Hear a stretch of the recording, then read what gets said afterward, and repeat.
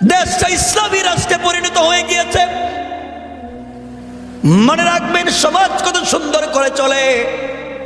হঠাৎ করে একদিন গোয়েন্দারা এসে রিপোর্ট করলো, বাদশাহ জাহাপনা আমাদের দেশের ভিতরে, আমরা দেখলাম 3-4টা দেশ মিলে আমাদের দেশে আক্রমণ করবার প্রস্তুতি নিচ্ছে।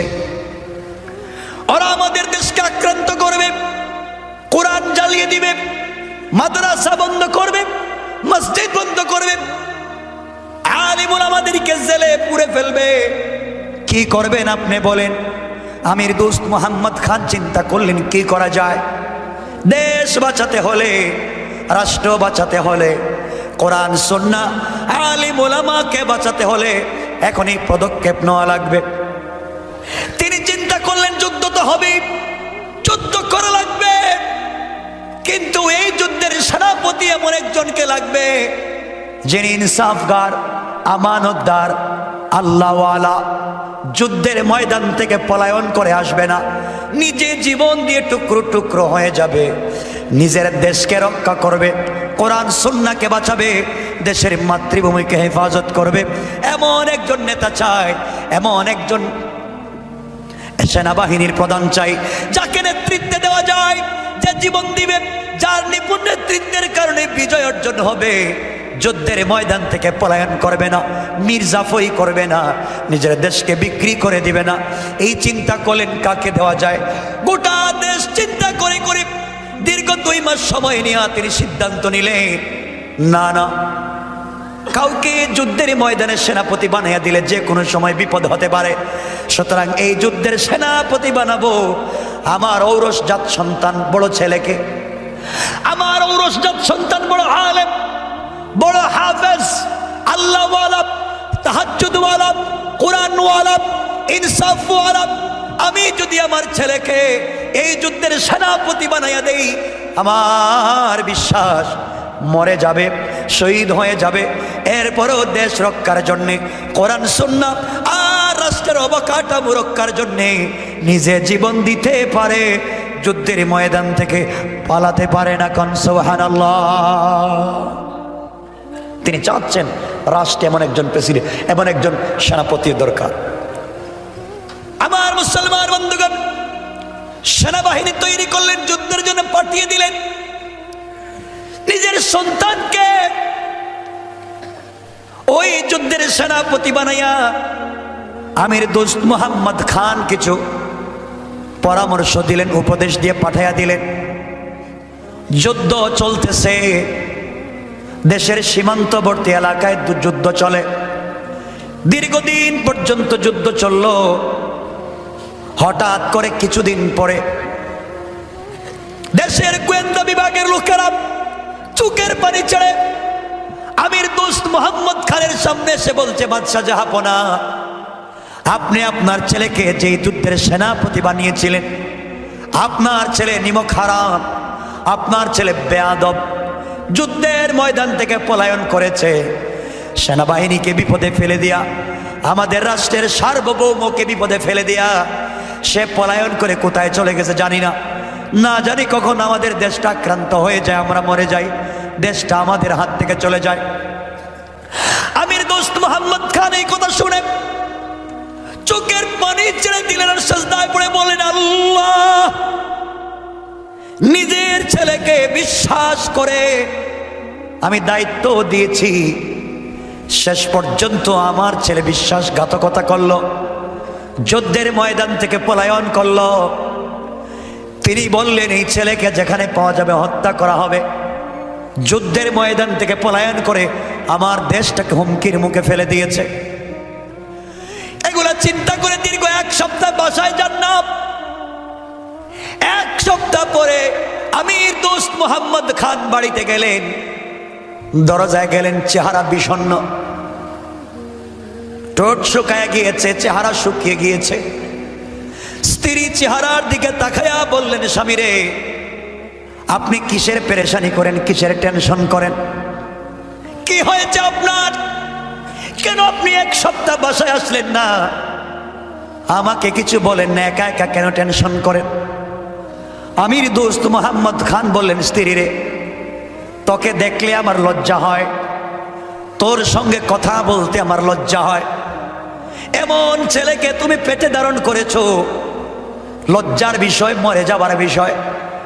যেই ছেলেকে বিশ্বাস করে যুদ্ধের ময়দানে সেনাপতি বানিয়েছিলাম, এই ছেলেটা যুদ্ধের ময়দান থেকে পলায়ন করে চলে এসেছে, আমার দেশটাকে হুমকির মুখে ফেলে দিয়েছে, রাষ্ট্রের অবকাঠামোকে হুমকির মুখে ফেলে দিয়েছে। গোটা দেশে আমার নামে ধিক্কার। আমার দেশের গোয়েন্দা রিপোর্ট করেছে যুদ্ধের সেনাপতি ভাগছে। সেনাপতি তো তোমার ছেলে, তোমার কি লজ্জা হয় না এমন চোর একটা ছেলেকে পেটে রাখছো? তোমার তো লজ্জা হওয়ার কথা, এমন চরিত্রহীন একটা ছেলেকে তোমার পেটে রাখছো। আমি বিশ্বাস করতে পারি না আমার ঔরসে এমন নিমক হারাম সন্তান জন্ম নেই। আমি আজকে তোমাকে কেমনে কি বলি? চলে যাও, আমার রাগ কি থেকে কি বলে ফেলি বুঝি না, তুমি চলে যাও। স্ত্রীর সামনে টায় দাঁড়িয়ে গেলেন আর বললেন, স্বামী খবরদার, যে কথাগুলো বলছেন আপনি আর বলবেন না। আপনি আমার ছেলেকে নিমক হারাম বলতে পারেন না, আপনি আমার ছেলেকে গালি দিতে পারেন না। আমার বিশ্বাসকে আপনাকে রিপোর্ট দিয়েছে আমাকে বলে। আমির দোস্ত বললেন, আমার দেশের সকল গোয়েন্দা বিভাগ, আমার দেশের সকল গোয়েন্দা বিভাগ রিপোর্ট করেছে আমার ছেলে যুদ্ধের ময়দান থেকে পলায়ন করেছে। রাষ্ট্রের ভিতরে মার্চ করে কাফেররা আফগানিস্তান দখল করতে আসতেছে, তোমার ছেলে ভাগছে। ওই কথা শুনে স্ত্রী চোখের পানি ছেড়ে বললেন, স্বামী রে, আমি আমার আল্লাহর নামে শপথ করে বলতে পারি, আমার বিশ্বাস তোমার সকল গোয়েন্দা বিভাগের রিপোর্ট ভুল হতে পারে, কিন্তু আমার ছেলে যুদ্ধের ময়দান থেকে পলায়ন করতে পারে না। আল্লাহু আকবার বললেন না? আর জোরে চিৎকার করে বলেন, আল্লাহু আকবার। আমির দোস্ত মোহাম্মদ খান বলেন, রাখো তোমার আধ্যাত্মিক কথা। আমার দেশের পত্রিকা রিপোর্ট করে আমার বিরুদ্ধে ছেলে ভাগছে, তোমার লজ্জা হওয়ার বিষয়, মরে যাওয়ার কথা। তুমি বলো আমার দেশের সকল গোয়েন্দা বিভাগের রিপোর্ট ভুল কয়, হ্যাঁ ভুল হতে পারে। আমির দোস্ত বললেন, তোমার সঙ্গে কথা বলে লাভ নাই, যদি কথা বলি আবার ঝগড়া লেগে কি কাজ থেকে কি বলে ফেলে, তুমি চলে যাও। এই কথা বলে আমির দোস্ত ব্যাক করে চলে আসলেন, রাজপ্রাসাদ থেকে বের হয়ে আসলেন, সিংহাসনে বসলেন আর চিন্তা করলেন এখন কি করব, দেশ তো গেছে, কি করা যায়, কি করব। রিপোর্ট এসে আবার বলছে, স্যার গোয়েন্দা বিভাগ বলছে, স্যার এখন তোরা মার্চ করে আমাদের কাছাকাছি চলে আসছে, দেশ তো দখল হয়ে গেল, কেন আপনি এই ছেলেকে বানালেন? আমির দোস্ত মোহাম্মদ খান এবার চিন্তা করেন, আমি আমার ছেলেকে যদি এই যুদ্ধের সেনাপতি না বানাইয়া আমি যদি আমার দেশের সেনাবাহিনীর প্রধানকে বানাতাম, গোয়েন্দা বিভাগের কাউকে বানাতাম, হয়তো ওরা ভাগতো না। কিন্তু আমার ছেলে যার উপরে বিশ্বাস করলাম সে ভাগলো, মনে হয় আমার পরে বাঁচতে চায়, ক্ষমতায় বসতে চায়, জন্য ভাগছে। দীর্ঘদিন পরে হঠাৎ করে আমির দোস্ত মোহাম্মদ খান তাকায়া দেখেন হাজার হাজার সেনাবাহিনী মার্চ করে দেশের ভিতরে ঢুকতেছে। আশ্চর্য হয়ে গেলেন, চিন্তা করলেন পালাবার তো সুযোগ নাই, আমিও মরলাম, দেশটাকে বিপদে ফেললাম, কেউ কাউ পাশে নাই, কোথায় যাব? হঠাৎ করে সামনের দিকে তাকালেন, তাকায়া দেখেন তার দেশের পতাকা, কিন্তু যার হাতে দেখা যায়, যার হাতে পতাকা দেখা যায়, যারা আসতেছে দেখা যায় তার ছেলের হাতে বিজয়ের পতাকা। সুবহানাল্লাহ। আশ্চর্য হয়ে গেল আমির দোস্ত মোহাম্মদ খান, কি ব্যাপার? মনে হচ্ছে আমার ছেলে তো পলায়ন করেছে, ওটা আমার ছেলে হবে কেমনে? নিজের চোখকে তিনি বিশ্বাস করাতে পারলেন না, নিজের দিলকে প্রশান্তি দিতে পারলেন না। দরজা খুললেন, জানালাগুলা খুললেন, দেখতে লাগলেন মার্চ করে করে দেশের ভিতরে ঢুকতেছে। কিন্তু যারা আসে সবাইকে তো চিনা যায় আমার দেশের সেনাবাহিনীর কাপড়, আমার ছেলের কাপড়, আমার ছেলে সবার সামনে। কি আমার চোখ কি ভুল দেখতেছে, নাকি আমি আগের চিন্তায় আছি, নাকি রাত্রে স্বপ্নে দেখতেছি? এই কথাগুলো চিন্তা করতে করতে হঠাৎ করে তাকায়া দেখেন তার ছেলে বিজয়ের মুকুট হাতি নিয়া বাবার সামনে এসে বাবাকে জড়াইয়া ধরেছে। কোন সুবহানাল্লাহ। আমির দোষ করলেন, বাবা তুমি না যুদ্ধের ময়দান থেকে পলায়ন করলে, তুমি কেমনে এবার আমার সামনে? তোমরা এখানে থামো, চোখের পানি ছেড়ে দিয়ে সবাইকে এখানে দাঁড় করাইয়া থামো, আমি ঘরের ভিতর থেকে আসি। দৌড়াইয়া চোখের পানি ছেড়ে ঘরের ভিতর দিকে যেতে লাগলেন। কলিজার টুকরা স্ত্রীকে ডাক দিতে লাগলেন। স্ত্রী বলে, স্বামীর কয়েকদিন আগে তো আপনি গালাগালি করে ঘর থেকে বের হয়ে গেলেন, আমার চেহারা দেখবেন না বলে আপনি বের হয়ে গেলেন, আজ কেন আপনি আমাকে এত আদর করে ভালোবাসার সুরে ডাকেন, ব্যাপার কি? আমির দোস্ত মোহাম্মদ খান বললেন, স্ত্রী ওই দিন ভুল বুঝেছি, বুঝতে পারি নাই, আমি তোমার কাছে ভুল মাপ চাওয়ার জন্য এসেছি। কেন স্বামী, কি হয়েছে? এই জন্যে মাফ চাই রে স্ত্রী। ওই দিন তুমি বলেছিলে আমার ছেলে পলায়ন করতে পারে না, আমি বলেছিলাম গোয়েন্দার রিপোর্টে পলায়ন করেছে। আজকে দেখি তোমার কথা সত্য হয়েছে, আমার ছেলে পলায়ন করে নাই, বরং বিজয়ের মুকুট মাথার মধ্যে নিয়ে আমার দেশে ঢুকে পড়েছে। কোন সুবহানাল্লাহ। আমার ছেলে সে আমাকে জড়াইয়া বলেছে, আব্বা তুমি আমাকে দোয়া করে দিয়েছো, বিশ্ব নবীর কথা স্মরণ করিয়ে দিয়েছো, আবু বকর ওমরের কথা স্মরণ করিয়ে দিয়েছো, মাজ আর মুআউযের কথা আমাকে বলে দিয়েছো। বাবা তুমি বলেছো মাজ আর মুআউয দ্বীনের জন্য জিহাদ করে তারা হাত কেটে দিয়েছে, পা কেটে দিয়েছে, কলিজা বের করে দিয়েছে, মাথা কেটেছে, জীবন দিয়েছে, যুদ্ধের ময়দান থেকে পলায়ন করে নাই। আব্বা তোমাকে বলছি বাবা, আমি ওখানে যাওয়ার পরে আল্লাহর নামে শপথ করে বলেছি, আল্লাহ তাআলা মরে যদি যাই জিহাদের ময়দানে মরে যাব, কিন্তু বেঁচে থাকলে বিজয় নিয়ে যাব, পলায়ন করব না। আল্লাহু আকবার বলেন। আব্বা জান পলায়ন তো করি নাই, তুমি বলেছ সাহাবায়ে কেরাম যুদ্ধের ময়দানে পায় হাতে আঘাত করেছে, কাফেররা হাত লটকে গিয়েছে, ব্যথা হচ্ছে, ঝামেলা হচ্ছে, হাতকে পায়ের নিচে রেখে টান দিয়ে ছিঁড়ে ফেলে দিয়েছেন, যুদ্ধ করেছেন, এরপরও পলায়ন করেন নাই। বাবা তুমি কেমনে মনে করলা তোমার ছেলে পলায়ন করবে? না বাবা পলায়ন করি নাই, আমার ছেলে আমাকে ওই কথাগুলো বলেছে। স্ত্রী তোমার কাছে জানতে চাই, আমার দেশের হাজার হাজার গোয়েন্দা যেখানে রিপোর্ট করলো, তুমি কথাগুলা মানলে না, আমি জানতে চাই তোমার কথাগুলা কেমনে সত্য হলো, তুমি কেমনে বুঝলে তোমার ছেলে পলায়ন করে নাই? তুমি কেমনে জানলে? স্ত্রী রে তুমি রাত প্রাসাদে থাকে, বাদশার ঘরে থেকে তুমি আল্লাহর সাথে কেমনে এত বড় সম্পর্ক করলে?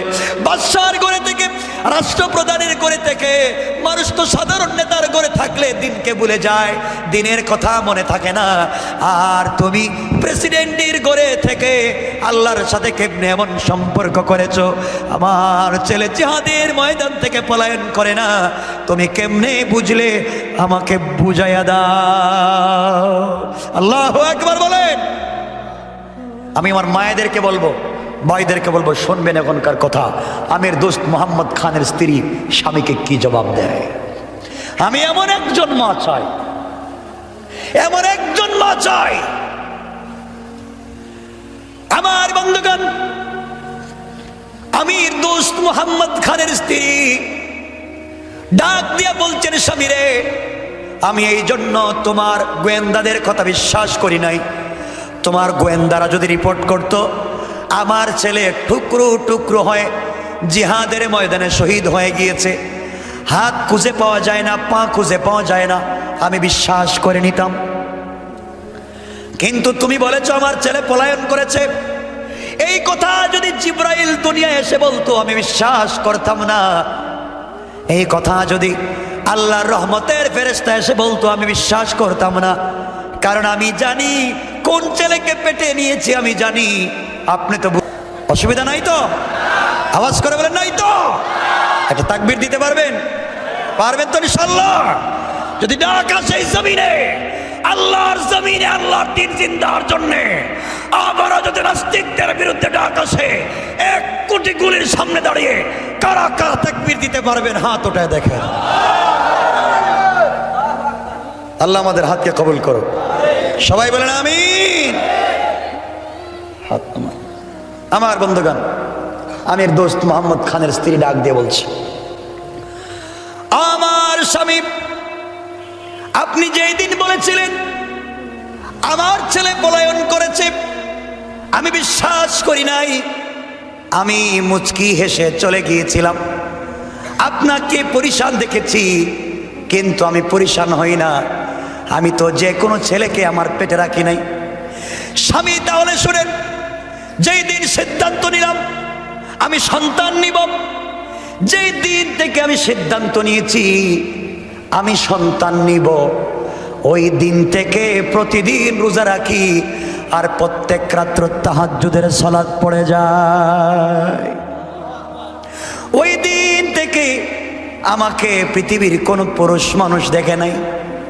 স্বামীরে, যেই দিন ছেলেটা আমার পেটে আসলো, যেই দিন আমার ছেলে আমার পেটে আসলো, ওই দিন থেকে আমি প্রতিদিন রোজা রাখতাম, প্রত্যেকটা রাত্র তাহাজ্জুদের জায়নামাজে কাটাইয়া দিতাম। আর 10 মাস সন্তানকে পেটে রেখেছি, 10 মাসে আমি 30 খতম কোরআন তেলাওয়াত করেছি। আর স্বামী, সন্তান পেটে আসার পরে আমি কোনোদিন হারাম খাই নাই। আপনার চেহারা ছাড়া পৃথিবীর বেগানা কোনো পুরুষকে আমি দেখি নাই, কোনো পুরুষও আমাকে দেখে নাই। সন্তান পেটে আসার পরে কোনোদিন আমার চুল বের হয়ে যায় নাই, শরীর ডেকে সারা জীবন ঘুরছি। আপনি কি মনে করলেন? স্বামীরে, সন্তান পেটে আসার পরে আমি কাউকে গালি দেই নাই, অশ্লীল কথা বলি নাই, আমার জবান দিয়ে কারো সঙ্গে কটু কথা বলি নাই। আমার জবানে 24টা ঘন্টা আল্লাহর জিকির ছিল, আমার জবানে আল্লাহর জিকির ছিল, কোরআনের তেলাওয়াত ছিল। আমার জবানের ভিতরে আল্লাহর জিকির, কোরআনের তেলাওয়াত ছিল। আমার জবানের ভিতরে এতগুলা থাকবার পরে হারাম খাই নাই, অন্যায় করি নাই, কোনো হারাম কাজে লিপ্ত হই নাই। এত কিছু করার পরে যে সন্তান দুনিয়ার জমিনে এসেছে, আল্লাহকে বারবার বলেছে, আল্লাহ তাআলা, সন্তান ছেলে হবে না মেয়ে হবে আমি জানি না, যে সন্তানের জন্য আমি এত কষ্ট করি, আল্লাহ তাআলা তুমি আমার সন্তানকে পয়গম্বর তো বানাবে না জানি, সাহাবী বানাবে না জানি, তুমি আমার সন্তানকে অমরের মতো সাহসওয়ালা বুজুর্গ বানাইয়া দাও। আল্লাহু আকবার। আমার বন্ধুগণ, এই জন্য স্ত্রী বলেন, স্বামী, যেই দিন সন্তান জন্ম নিয়েছে, যখন আমি দুধ পান করাই, সন্তান যখন কান্না করে দুধ পানের জন্যে, আমি ওই সময় মাতাকে ভালো করে ঘুমটা দিয়ে ডাকি, পা থেকে মাথা পর্যন্ত ডেকে আমি আগে ওযু করি, গোসল করি, 2 রাকাত সালাত আদায় করি, এরপরে আত্তাহিয়াতুর মতো সূরাতে জায়নামাজে বসে আমি কিবলামুখী হয়ে আমার বাচ্চাকে দুধ পান করাইছি। কোন সুবহানাল্লাহ। এইভাবে আমি আমার বাচ্চাকে ছোট থেকে বড় করেছি। হারাম তো নিজে খাই নাই, অন্যায় করি নাই। এরপরে সন্তান যখন বড় হয়ে গেল, কোরআনের হাফেজ বানালাম, আলেম বানালাম, তাহাজ্জুদওয়ালা বুজুর্গ ছেলে। আপনি কেমনে বলেন এত ভালো ছেলে, সারা জিন্দেগি যার জন্য কষ্ট করলাম, ওই ছেলে কোনোদিন হারাম কাজে লিপ্ত হতে পারে না, ওই ছেলে জিহাদের ময়দান থেকে পলায়ন করতে পারে না। এই জন্যে আমি বিশ্বাস করেছি আমার ছেলে পলায়ন করে নাই। কোন সুবহানাল্লাহ। লম্বা কথা, এই জন্য মায়েদেরকে বলবো, আজকে আমরা দেখি যেই জায়গার মধ্যে সিকিউরিটি প্রিন্টিং কর্পোরেশন যেটাকে বলা হয়, যেখানে টাকা বানানো হয়, টাকার মেশিন যেখানে থাকে, এখানে কত সিকিউরিটি ব্যবস্থা থাকে না? থাকে না? যেন জাল টাকা কেউ বানাইতে না পারে, কেউ ঢুকতে না পারে। মায়েদের ফ্যাক্টরি, এখান থেকে তো বের হবে না অমর, ঠিক কিনা বলেন? শাহজালাল, শাহপুরান। সুতরাং এটাকে যদি তারা খুব সিকিউরিটি দিয়ে তারা যদি এটাকে ঠিক মতো রাখতে পারে তাহলে এখান থেকে ভালো মানুষ জন্ম নিবে। এই জন্য মায়েরা উত্তম সন্তান, ভালো সন্তান, পরহেজগার সন্তান, অমরের মতো সন্তান দিতে হলে জন্ম মায়েদেরকে পর্দায় থাকা লাগবে, হালাল খাওয়া লাগবে। কথা বলেন না কেন? ইসলামিক ওয়াজ বাংলা।